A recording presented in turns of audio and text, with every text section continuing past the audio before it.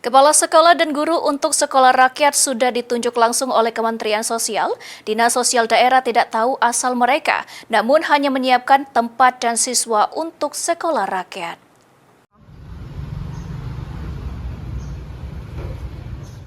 Penjaringan calon siswa sekolah rakyat di Kabupaten Oku telah dilakukan oleh Dinas Sosial setempat. Selanjutnya pelaksanaan sekolah rakyat di Oku akan segera dimulai.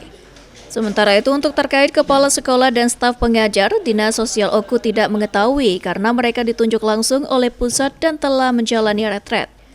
Dinas Sosial daerah sendiri hanya bertugas menyediakan lahan. Jika memadai maka akan dibangun sekolah rakyat secara permanen. Namun jika tidak maka akan seperti saat ini sekolah rakyat rintisan.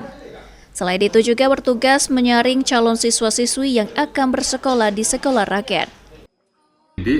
Informasi kami terima Pak, untuk kepala sekolahnya sudah diretret. Itu dari mana ya? Dari mana mereka? Dari Kemensos yang merekrutnya.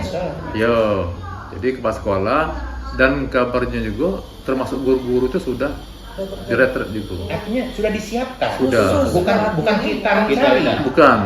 Jadi tugas daerah ini hanya menyiapkan lahan. Ya, kalaupun adanya lahan cukup dibangun permanen. Kalau udah ada lahannya yang pas direnov dulu seperti yang sekarang rintisan, kemudian untuk mencari calon peserta didiknya. Sekolah Rakyat Kabupaten Oku merupakan sekolah rakyat rintisan untuk menengah atas, bertempat di Gedung Bandiklat Oku, di mana sekolah rakyat Oku hanya akan ada 4 rombel dengan 25 siswa setiap rombelnya. Yunin Yudi, Kebal TV.